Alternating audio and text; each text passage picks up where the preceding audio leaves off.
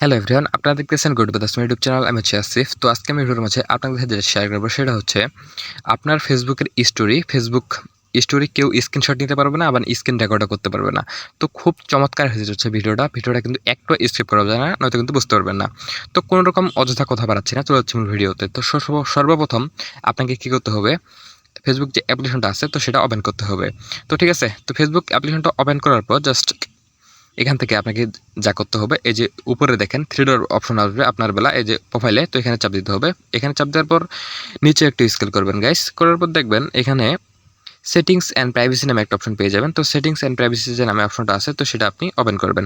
Open করার পর এখান থেকে সেটিংস অপশনটাতে চলে যাবেন। তো আমি সেটিংসে চলে গেলাম।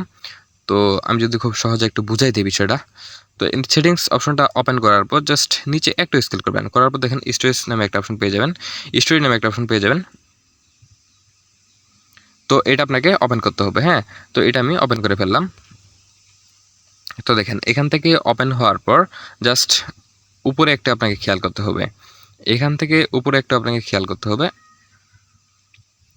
এই যে এই অপশনটা আসছে দেখেন, allow others to share your public storage, মানে এটা আপনাকে অফ করে দিতে হবে। তো আমি এটা অফ করে দিলাম।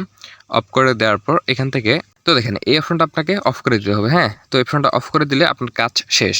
এখান থেকে কিন্তু কেউ আর আপনার যে ফেসবুক অ্যাকাউন্টটি আছে, ফেসবুক অ্যাকাউন্টের মানে স্টোরি আছে, স্টোরি স্ক্রিনশট বলেন আর স্ক্রিন রেকর্ড করেন বলেন, কেউ কিন্তু আর এটা নিতে পারবে না।